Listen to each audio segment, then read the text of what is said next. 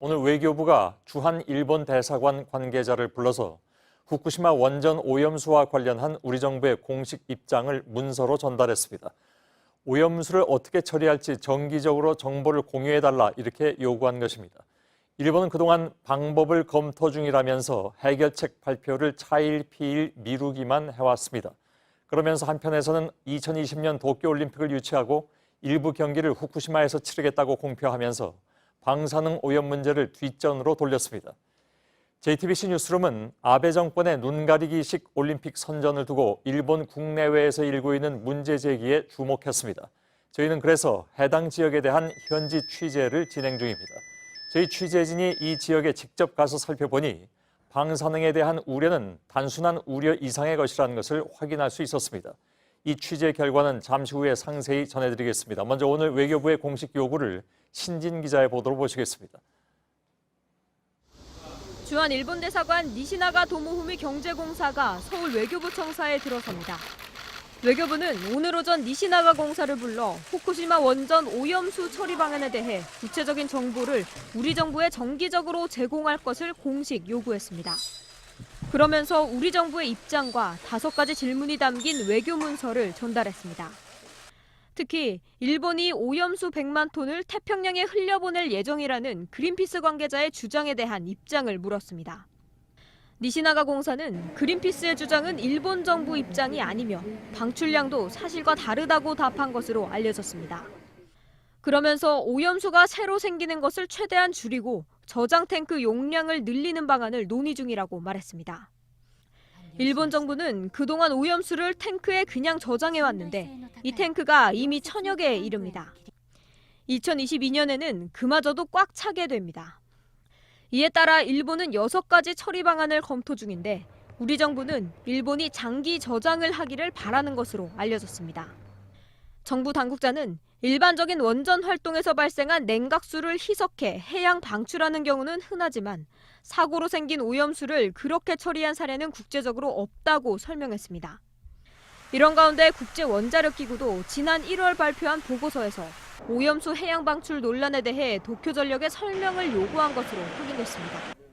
JTBC 신진입니다.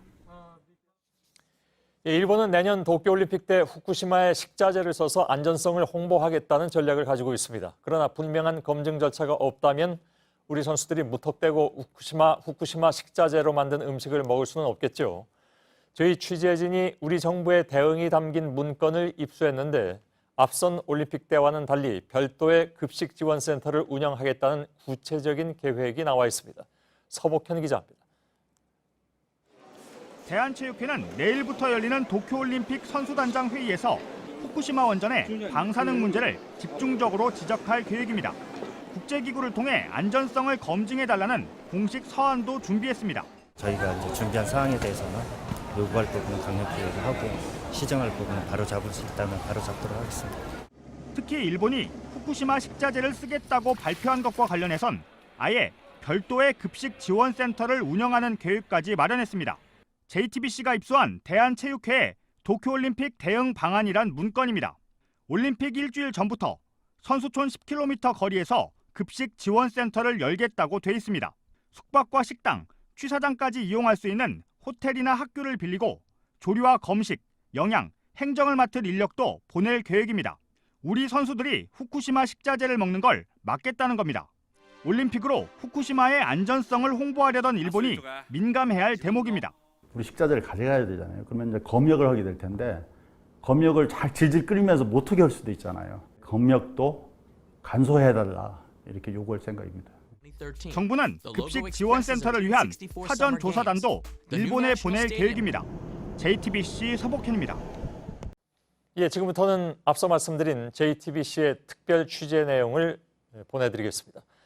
원전 폭발 사고가 일어난 지 8년이 됐죠. 그동안에 일본 정부는 방사성 물질을 씻어내는 재염과 복구 작업을 통해서 후쿠시마 상당 지역이 정상으로 돌아왔다고 주장하고 있습니다.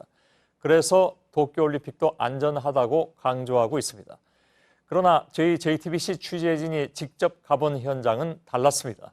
일본 정부가 더 이상 방사능 피난 지역이 아니라고 말해도 주민들은 돌아오지 않고 있고 곳곳에는 방사능에 오염된 흙들이 잔뜩 쌓여 있습니다. 당연한 것이기도 하지만 그곳에선 재난이 아직도 분명히 현재 진행형입니다. 먼저 후쿠시마 현지에서 윤세민아 기자입니다. 지난주 토요일 도쿄의 후쿠시마관입니다. 올림픽을 앞두고 후쿠시마현에서 생산된 먹거리의 안전성을 홍보하고 있습니다. 매장 전체가 후쿠시마 산식품들로 가득 차 있는 곳입니다. 이쪽을 보시면 후쿠시마에서 재배한 쌀을 판매하고 있는 걸 볼 수 있고요. 이쪽을 보시면 후쿠시마산 말고기도 팔고 있습니다. 사람들의 발길이 끊임없이 이어집니다. やっぱり土曜日日曜日とかの方がお客さんは多いです。ただ平日もラーメンとか今食べれるようになっているので、お昼にサラリーマンが並んだりとか、仕事帰りのお客さんが来てくれたりは。 같은 날 오후 신칸센을 타고 1시간 반 만에 도착한 후쿠시마역. 역 안에는 올림픽 홍보 문구가 가득합니다. 그러나 역을 벗어나면 방사능 공포가 현실로 다가옵니다. 일명 후레콘 100입니다. 2011년 후쿠시마 원전 폭발 당시 오염된 토양을 처리하지 못해 검은 비닐봉지에 담아둔 겁니다. 주택가 사이를 달리는 도로 양옆에는 아예 검은 산을 이뤘습니다. 오염토 위로 풀과 나무가 자라나기도 합니다. 바로 옆에는 벼농사가 한창입니다. 除染といっても放射性物質を完全に取るという意味ではない。こちらがあります。 일본 정부는 방사능 위험이 사라졌다며 피난 지시 지역으로 선포했던 곳을 해제하고 있습니다. 하지만 일본 정부가 해제 기준으로 삼는 방사선량은 연간 20mSv. 국제원자력기구 등 국제기구가 정한 안전기준인 1mSv의 20배에 달합니다. 원전에서 차로 20여 분 거리 떨어진 나미에 마을입니다. 일본 정부는 이 지역의 방사성 물질이 대부분 제거됐다며 지난 2017년 피난 지시를 해소했지만 정작 돌아온 주민은 6%에 불과합니다. 마을 안쪽으로 들어와 봤더니 기준치가 넘는 방사능 수치가 검출되고 있습니다. 한때 식당으로 쓰였던 이 가게는 쓰레기만 가득한 채 텅 비어 있습니다. 원전 인근 다른 마을도 마찬가지입니다. 원전 폭발 피해가 컸던 이타테 마을은 주민 복귀율이 24%. 원전이 위치했던 오쿠마는 0.6%에 불과합니다. 私たちは、オリンピックのを言い訳にしてっていうんでしょうね。オリンピックの陰に福島原発事故の被害をなんというか押し込めるっていうか隠してしまうことはそれは問題ではないか。 JTBC 윤세민입니다. 예, 방금 리포터에서는 방사성 오염토를 담아둔 검은 봉지들이 많이 나왔었죠. 이 비닐봉지에는 방사성 물질 차단 기능이 없기 때문에 당연히 철저히 관리가 돼야 합니다만은 저희 JTBC가 확보한 영상을 보면 과연 이것이 관리가 되고 있는가 하는 의심이 강하게 생깁니다. 강버들 기자입니다.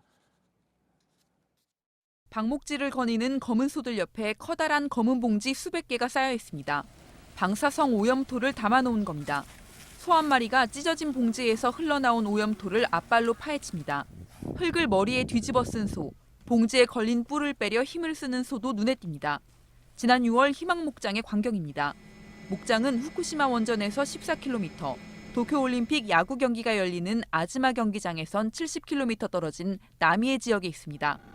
2011년 3월 후쿠시마 원전 폭발 사고 직후 정부의 살처분 명령이 내려진 곳이기도 합니다. 하지만 일부 목장 관계자들이 살처분을 거부하고 키우면서 소는 식용이 아닌 원전의 위험성을 알리는 상징이 됐습니다. 그런데 정부와 지자체가 오염 제거 작업을 하겠다며 긁어모은 방사성 오염토에 또다시 노출된 겁니다. 소 옆에다가 우리가 그걸 먹으면 죽는다는 걸 뻔히 알면서도 걔네들한테 저렇게 오픈시킨다는 것은 충격적이에요. 이거는 부실한 관리는 이곳만의 문제가 아닙니다. 오염토 봉지는 후쿠시마 곳곳 13만 7천 곳에 쌓여 있습니다. 모아둔 오염토는 1,650만 세제곱미터나 됩니다. 비닐을 덮어놓은 곳은 좀 덜하지만 그렇지 않은 곳엔 비나 눈이 왔을 경우에 바람도 그렇습니다만 그런 것에 무방비 상태인 것은 분명하죠. 오염토 봉지를 보관할 때는 외부와의 접촉을 최대한 막아야 합니다. 땅에 깔개를 깔고 오염토 봉지 위에는 모래주머니와 덮개를 올리는 식입니다. 하지만 이 원칙이 지켜지지 않는 경우가 더 많고 이 때문에 오염이 확산될 우려가 큽니다. JTBC 강버들입니다. 예, 후쿠시마 방사능에 대한 우려는 저희 취재진과 같은 외부인들만 느끼는 것이 아니었습니다. 후쿠시마에서 만난 상당수 주민들도 마찬가지였습니다. 일본 정부가 올림픽을 위해서 후쿠시마를 이용한다는 목소리도 나왔습니다. 최수연 기자. 후쿠시마 주민 코노스 씨가 어린이 식당을 운영한 건 5년 전부터입니다. 2011년 동일본 대지진으로 피난을 갔다 돌아온 주민들의 아이들에게 식사를 제공하고 있습니다. 하지만 일본 정부의 방사능 측정 결과를 믿을 수 없다며 후쿠시마산 수산물은 사용하지 않습니다. まだ苦しんでいる人たちもたくさんいる。で、そういった人たちを置き去りにして海外に向かって大丈夫だと発信するのは私は非常に裏切られた気持ちで。 일본 정부가 올림픽을 위해 후쿠시마 피해를 외면하고 있다는 겁니다. 今になって復興五輪とか言い出して、で福島で野球やるとか、福島を都合よく利用されているようにしか思えないんです。 후쿠시마 학교에서 원전 사고에 대한 교육도 하지 않고 있다고 주장했습니다. ほとんど震災のことも津波のことも原発のこともやりませんでした。復興なんです。風評被害がある。福島はもう大丈夫だ。 실제 후쿠시마에서 만난 학생들도 원전 사고에 대해 잘 알지 못했습니다. 学校側で先生たちが設けてるのはなかったです。 후쿠시마 원전 인근 이타테 마을에 살았던 안자이 도루 씨. 원전 사고 이후 가설주택에 머물렀던 그는 현재 후쿠시마 북부 다테시에 거주하고 있습니다. 帰りたいけど帰れない。なぜかっていうとやっぱり住民が住む状態じゃないんです。土壌汚染とかそういうのが土壌汚染がすごいから。 고향으로 돌아가라는 일본 정부의 권유도 올림픽 때문이라고 말합니다. とにかくオリンピックをやってもう安全ですと自分の生まれたところに帰っています。それをやるがために住民の意見も聞かないで JTBC 최수연입니다. 예, 지금부터는 지난주부터 후쿠시마에서 취재를 하고 있는 기자를 직접 연결해서 얘기를 좀 나눠보겠습니다. 윤세민아 기자, 지금 나와 있는데 지금 있는 곳이 후쿠시마 원전에서 매우 가까운 곳으로 알고 있습니다. 정확하게 어디입니까? 네, 후쿠시마현 나미에 마을입니다. 제가 서 있는 곳은 나미에 마을의 기차역 바로 맞은편인데요. 보시는 것처럼 지나다니는 사람이 아무도 없는 것을 확인하실 수 있습니다. 이곳은 2011년 원전 폭발이 일어난 후쿠시마 제1원전으로부터 직선거리로 약 9km 떨어진 곳입니다. 그런데 이곳은 제염 작업이 덜 된 매우 일부 지역을 제외하고 거의 대부분의 지역이 약 2년 전 피난 지시가 해제된 곳입니다. 예. 자, 9km 정도라면 사실 느낌상으로는 거의 코앞이나 마찬가지인 것 같은데 안전 문제 조금 이따 좀 얘기를 하도록 하고요. 피난 지시를 해제했다는 것은 방사능 우려로 피난을 간 주민들이 다시 돌아와서 살아도 된다. 이런 뜻이겠죠. 주민들이 실제로 많이 돌아왔습니까? 실제로 돌아온 주민은 약 1000여 명입니다. 전체 주민의 6%에 불과한데요. 이곳 나미에 마을의 사정뿐만 아니라 주변 마을도 비슷합니다. 저희가 오전 취재 중에 이곳 나미에 마을이 고향이고 현재는 피난 생활을 하고 있는 주민을 만나볼 수 있었습니다. 이야기를 직접 들어보시죠. 예. 避難して8年ですから帰ってきてもやっぱりこれだけの前のような生活ができないからそうみんな戻れないんだよ。 예. 자, 돌아온 사람들의 그러니까 귀환율이 6%라고 했는데 돌아온 사람들도 제대로 된 생활을 하기는 힘들다 이런 얘기도 들리는군요. 네, 사실 원전에서 가까운 마을일수록 현재 폐로 작업이 진행 중인 원전에서 일하는 직원들이거나 또 관공서 직원들이 많다고 합니다. 실제로 돌아온 주민들도 가설주택에 살다가 정부가 피난 지시를 해제하면서 지원금을 끊었기 때문에 어쩔 수 없이 돌아온 케이스들도 많습니다. 예. 울며 겨자 먹기로 왔다 이런 얘기도 되는 것 같은데 그렇다면 지금 윤세민아 기자가 있는 나미에 마을 여기에는 방사능 수치가 어떻습니까? 사실 나미에역 바로 앞에는 후쿠시마 현에서 설치한 방사선 선량계가 있습니다. 저희가 조금 전까지 확인한 수치가 시간당 0.237 마이크로시버트, 그러니까 기준치를 약간 넘는 수치입니다. 이게 태양열로 작동하는 거라 현재는 작동이 모두 꺼져 있는 상태인데요. 그래서 저희가 조금 전 리포트에서도 보도했듯이 오늘 오전 취재 중에 마을로 약 100m 정도 걸어 들어가서 저희가 가져온 방사능 측정 장비로 직접 측정을 해봤습니다. 그랬더니 기준치를 훌쩍 넘는 0.32 마이크로시버트가 나왔습니다. 이 수치는 공기 중에 있는 방사선 물질의 양을 측정하는 것이기 때문에 측정 지점이나 높이, 바람의 방향에 따라서도 영향을 받을 수밖에 없습니다. 그래서 저희가 1시간 전쯤 같은 지점에 가서 다시 한번 측정을 해봤습니다. 촬영한 영상을 보시겠습니다. 예. 58분입니다. 방사능 수치가 0.30으로 기준치인 0.23을 훌쩍 넘고 있습니다. 예. 잘 봤습니다. 근데 좀 걱정은 되는군요, 여전히. 왜냐하면 기준치를 넘어서 있기 때문에. 근데 기준치를 넘어섰는데 지금 복장으로는 안전한 겁니까? 네, 앞서 말씀드린 것처럼 이곳은 일본 정부가 안전하다며 피난 지시를 해제한 곳입니다. 그런데 저희가 실제로 재보니까 기준치보다 높게 나오는 경우가 많아서 이렇게 몸을 밀폐하는 옷을 구해서 입었습니다. 저희 취재진이 이곳에 오기 전에 방사능 전문 업체로부터도 조언을 구했는데요. 원전 바로 근처나 산속처럼 방사능 수치가 매우 높게 나오는 지역을 방문할 때는 보호장구가 필요하지만 이곳처럼 피난 지시가 해제된 곳에 취재를 위해서 단 몇 시간 머무는 경우는 큰 문제가 없다는 답변을 받았습니다. 예. 왜 모자 같은 건 없습니까? 네, 현재는 제가 착용하고 있지는 않지만 저희 취재진은 모자와 장갑 그리고 신발을 덮는 비닐까지 다양한 전문 보호 장구를 모두 갖고 있습니다. 예. 뭐 좀 덥더라도 계속 좀 입고 또 쓰고 그렇게 다녀야 될 것 같습니다. 후쿠시마 인근에선 야구 경기처럼 일부 올림픽 경기도 예정돼 있습니다. 거기에 대한 안전성이 확보되는지가 무엇보다 중요할 것으로 보이는데요. 네, 제가 이곳에 와보니까 일본 정부나 현재 언론에서는 후쿠시마의 발전상이나 회복상을 매우 자주 그리고 강도 있게 보도를 하고 있습니다. 그만큼 도쿄 올림픽이나 후쿠시마 부흥 프로젝트 두 가지를 모두 성공시키겠다는 강력한 의지로 보이는데요. 그런데 후쿠시마에서 일부 올림픽 경기는 물론 성화봉송 루트까지 이곳에 모두 포함이 되면서 방사능으로부터 안전한지가 굉장히 중요한 이슈로 떠올랐습니다. 그래서 저희는 내일 후쿠시마에서 열리는 올림픽 경기와 그리고 성화봉송 루트까지 올림픽 지점과 관련된 곳이 방사능으로부터 얼마나 안전한지 직접 취재한 내용을 보도해드릴 예정입니다. 예, 알겠습니다. 후쿠시마 근처의 나미에 마을에서 윤세민나 기자가 전해드렸습니다. 수고했습니다.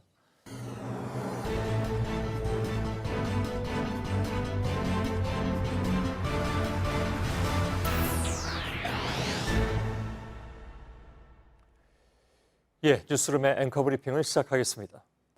몽골 제국의 위대한 왕 징기스칸의 일대기를 그린 헐리우드 영화의 제목은 정복자. 1954년에 찍은 이 작품은 좀 기이했습니다. 카우보이의 대명사였던 존 웨인이 동양의 영웅인 징기스칸의 역을 맡은 데다가 내용 또한 서구 중심적이어서 평가는 당연히 받겠던 것이죠. 그러나 정작 기이한 점은 따로 있었습니다. 주연 배우인 존 웨인을 비롯해서 영화 제작진 다수가, 즉 감독까지 포함한 다수가 암에 걸렸다는 사실. 존 웨인은 영화 촬영 후 25년이 지난 1979년에 오랜 암 투병 끝에 숨졌습니다. 누가 존 웨인을 죽였는가? 일본의 저널리스트이자 평화활동가인 히로세 다카시는 그 이유를 다음과 같이 추론했습니다. 영화가 제작되기 1년 전인 1953년 미국 네바다주에서는 클라이맥스라는 원자폭탄 실험이 진행됐는데 핵실험 이후에 생긴 일명 죽음의 재가 영화의 촬영 현장인 유타주 스노우 캐니언에 흩날리고 있었다는 것입니다.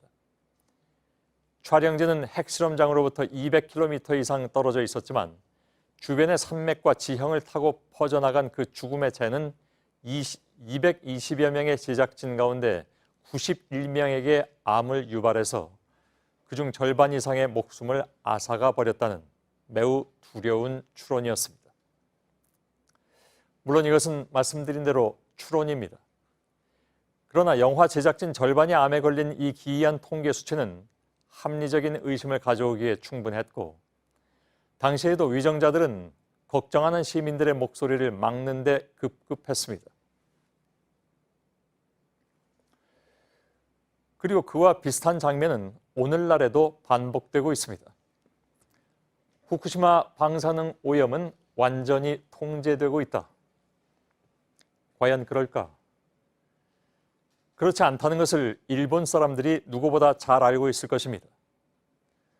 오늘 전해드린 보도에 따르면 후쿠시마의 오염토는 처리할 장소조차 찾지 못해서 대충 옮겨놓은 채 이른바 재건 올림픽, 즉 부흥 올림픽을 준비하고 있는 것. 그리고 모두가 우려하는 대로 100만 톤이 넘는 후쿠시마 방사능 오염수를 바다로 버릴 경우에 그것은 재건이 아니라 재앙이며 우리의 아름다운 동해도 그것을 피할 수 없다는 것. 앞서 영화 정복자의 주인공 존 웨인의 불운을 말씀드렸지만 이 영화의 여주인공이었고 헐리우드의 명배우였던 수잔 헤이워드 역시 그보다 몇 년 앞서 존 웨인이 겪었던 비운을 먼저 겪었는데 아이러니하게도 수잔 헤이워드가 아카데미 여우주연상을 받았던 작품의 제목은 나는 살고 싶다였습니다. 오늘의 앵커 브리핑이었습니다. 네, 팩트체크 이가혁 기자와 함께하겠습니다. 일본이 방사능 오염수를 바다에 버리려고 한다는 문제가 계속 논란입니다. 오늘 외교부가 일본 공사까지 불러서 여러 조치를 요구했습니다. 네, 그런데 여러 언론 보도나 분석을 보면 일본의 이런 행동을 하면 국제법이나 국제협약으로 따졌을 때 불법이다, 아니다 이런 엇갈린 의견들이 많습니다. 네, 오늘 따져봤잖아요. 어떤가요? 불법입니까? 오늘 특별히 결론을 끝부분에 말씀드리도록 하겠습니다. 주로 거론되는 규정, 그러니까 국제원자력기구 IAEA 안전기준, 또 UN 해양법 협약, 그리고 런던 의정서 이렇게 세 가지로 따져보겠습니다. 먼저 IAEA 기준은 쉽게 말해서 이렇게 원전을 관리해라라고 정해놓은 규정입니다. 액체 방사성 폐기물을 바다에 버리려면 희석을 해서 농도를 충분히 낮춰서 버리라고 나와 있습니다. 네, 충분히 낮추라는 게 조금 모호할 수가 있는데 구체적인 규정은 없습니까? 네, IAEA는 그걸 각 나라가 알아서 그 정부가 정한 대로 하라고 정해놨습니다. 지금 일본의 입장이 국제 기준에 맞춰서 투명하게 조치하겠다 이거거든요. 네. 이에 대해서 우리 정부가 다시 질문을 하면 그 국제 기준이 뭐냐 이렇게 물어보면 일본 정부는 국내 기준, 우리나라 기준이다라고 밝히고 있습니다. 그 이상 구체적으로 아무런 설명을 하고 있지 않기 때문에 우리 정부를 비롯한 국제사회는 일본이 IAEA 기준을 따르고 있다 이렇게 주장만 하면 당장 검증할 방법이 마땅치 않은 겁니다. 네. 즉, 이 기준은 일본에 유리하게 해석되고 있습니다. 네, 그러면 UN 해양법 협약 이걸로 따지면 어떤가요? 네, 이 협약에는 바다를 오염시키면 안 되고 또 뭐 주변국 바다에도 영향을 주지 않아야 된다 이렇게 나와 있습니다. 네. 이걸로 일본 정부가 국제법을 어겼다 이렇게 지적을 할 수도 있습니다. 다만 그러려면 후쿠시마 방사능 오염수가 실제로 얼마나 위험한지를 알아야 됩니다. 믿을 만한 객관적인 데이터가 필요하다는 이야기입니다. 아베 정부가 문제 없다 이렇게만 계속 국제적으로 밝히지 말고 네. 객관적인 데이터를 공개하거나 또 공동조사를 하자는 게 국제환경단체 등의 입장입니다. 네, 그러면 마지막으로 런던 의정서로 보면은 어때요? 네, 이 의정서에도 원자력 폐기물을 바다에 버리면 안 된다 이렇게 나와 있습니다. 그런데 이건 선박이나 해양 플랜트 같이 바다 위에서 버리는 경우를 말합니다. 지난 2013년 국제해사기구 IMO 총회에서도 이 후쿠시마 방사능 오염수 문제가 언급이 됐습니다. 네. 이때 일본이 이 방사능 오염수는 육지에서 방류된 것이라서 이런 규정에 해당이 안 된다라고 주장을 했고 네. 특별한 문제 제기 없이 넘어갔습니다. 그런데 반론도 있습니다. 바다 위 해양 구조물 이 범위에 바다와 원전을 연결하는 파이프라인 이런 구조도 포함한다고 볼 수 있다는 겁니다. 네. 그러니까 문제로 제기할 수 있다는 건데 해수부는 전문 변호사를 통해서 이런 여러 가능성을 검토 중이라고 밝혔습니다. 네, 그러니까 결국에 우리 정부가 이제 대응을 할 때 국제적으로 뭐 법이나 협약이 이제 마땅히 이렇게 없다는 거를 좀 현실을 고려해야 한다라는 거죠. 네, 맞습니다. 그래서 오늘 결론은 실제로 법이나 국제협약 등으로 따지면 좀 모호하다, 협약만으로는 법 위반 여부를 따지기 어렵다입니다. 하지만 중요한 건 이게 곧 일본 주장대로 방사능 오염수 방류가 정당하다 이걸 말하는 건 결코 아니라는 겁니다. 네. 국제환경운동단체의 문제제기도 그렇고 또 특히 내년에 도쿄올림픽을 앞두고 이 국제적 관심이 높아지고 있습니다. 결국 일본 정부가 국제사회의 자국 계획과 또 정보를 투명하게 공개하도록 이끌어내는 데에는 국제사회 여론, 이게 참 중요하다 이런 지적이 나옵니다. 그렇겠죠. 팩트체크 이가혁 기자였습니다. 자, 앞으로 한일 관계가 어떻게 풀릴지 가늠자로 꼽히는 것 중에 하나가 한일 군사정보보호협정, 즉 지소미아입니다. 우리 정부는 오는 24일 토요일 전에 연장할지 파기할지 결론을 내야 하는 상황입니다. 청와대 연결하겠습니다. 심수미 기자가 나가 있습니다. 자, 지소미아를 어떻게 할 것인가? 이것은 22일쯤, 그러니까 이른바 데드라인으로부터 이틀 전쯤 되는데 22일쯤 윤곽이 나온다면서요? 네, 이 국가안전보장회의 NSC 상임위 회의가 매주 목요일에 정례적으로 열립니다. 청와대 고위 관계자는 오늘은 물론이고 매일 일본 관련 회의를 하고 있지만 이 지소미아는 22일 NSC 상임위 회의에서 최종 결론이 날 거라고 말했습니다. 마지막까지 일본 측의 태도를 지켜보고 모든 변수를 종합해서 결정을 하겠다는 겁니다. 예, 그러면 판단에 영향을 미칠 만한 변수들은 어떤 게 있습니까? 네, 우선 모레 중국 베이징에서 열릴 한일 외교장관 회담이 가장 중요합니다. 강경화 장관과 고노다로 외무상은 지난 1일 방콕에서 만났지만 합의점에 다다르지 못한 바 있습니다. 지난주 문재인 대통령이 광복절 경축사를 통해서 일본에 유화적인 메시지를 보낸 만큼 이번에는 분위기가 조금 다를 수도 있지 않겠느냐는 기대감이 나옵니다.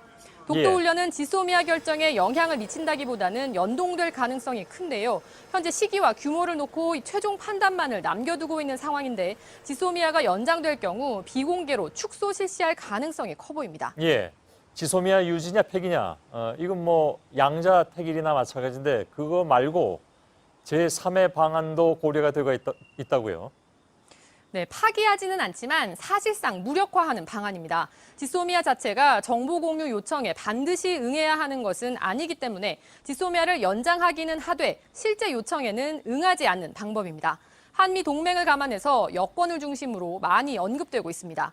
또 우리 기업들을 일본의 수출우대국, 즉 화이트리스트에서 배제하는 조치가 일본에서 28일부터 시행되기 때문에 우리 정부가 그때까지는 이 지소미아 카드를 더 갖고 있어야 한다는 주장도 나옵니다. 예. 아무튼 이런 상황에서 북쪽은 계속 우리를 향해서 비난 메시지를 내고 있습니다. 문재인 대통령이 오늘 북한을 향해서도 메시지를 냈다면서요? 네, 문 대통령은 남북미 대화를 깨지기 쉬운 유리그릇에 비유했습니다. 이번 기회가 무산된다면 언제 다시 이런 기회를 또 만들어낼지 알 수 없다면서 서로 상대방의 입장을 헤아리고 역지사지하는 지혜와 진정성을 갖자고 했습니다. 최근 수위를 높여가며 우리 정부를 비판해온 북한을 향해 자제해달라고 요청한 걸로 해석이 됩니다. 예, 청와대 나가 있는 심수미 기자였습니다. 그러나 일본 아베 내각 한편에서는 또다시 막말이 나왔습니다. 자발적으로 아베 규탄 시위에 나선 한국 시민들을 향해서 어색하다, 억지스럽다 이런 말을 쏟아낸 건데요. 그 발언의 주인공은 바로 문재인 대통령에 대한 막말로 이미 무리를 빚었던 외무성의 부대신이었습니다. 황예린 기자입니다. 보수 성향 후지TV의 한 시사 프로그램이 어제 한국의 광복절 집회 소식을 전했습니다. 그런데 패널로 나온 사토 마사히사 외무부 대신이 노 아베 팻말을 든 한국 시민들이 나오자 어색해 보인다고 주장했습니다. 노 아베 노래를 소개하는 부분에선 현장에서 갑자기 가르쳐주면서 억지로 분위기를 만들고 있다고도 말했습니다. 자발적으로 시작된 한국의 노 아베 집회를 근거 없이 평가절하한 겁니다. 또 문재인 대통령의 광복절 경축사에 대해서도 일본을 깔보는 듯한 발언이라는 부정적인 평가를 내놨습니다. 사토 부대신은 자위대 출신으로 독도 상륙을 시도했던 극우 인사입니다. 화이트리스트 배제 국면에서도 막말을 쏟아내고 있는데 지난 17일 문 대통령의 경축사 내용을 전하면서는 한국이 일방적으로 문제를 일으키고 있다고도 주장했습니다. 한국의 국제법 위반 상태라면서 한국이 이 문제를 풀어야 외교가 정상화될 수 있다는 논리입니다. 앞서 사토 부대신은 문 대통령을 향해 무례하다고도 말해 무리를 빚은 바 있습니다. JTBC 황예린입니다. 오토바이 수입업체들이 일본의 수출 규제 조치에 반발해서 국내 점유율이 80%인 일본 오토바이를 수입하지 않겠다고 선언했습니다. 한국 수입 이륜차 환경협회는 오늘 기자회견을 열고 일본 기업의 점유율이 80%에 달해서 업체에도 타격이 불가피하지만 일본 정부가 경제 보복 조치를 거둘 때까지 불매운동을 이어가겠다고 밝혔습니다. 일본 정부가 반도체 생산용 감광제 포토레지스트 6개월치에 대한 수출 허가를 내준 것으로 알려졌습니다. 이번에도 대상은 삼성전자인데 수출이 허가된 양은 6개월치인 것으로 알려졌습니다. 이로써 지난 7일에 이어서 삼성전자는 9개월치의 포토레지스트를 확보하게 됐습니다.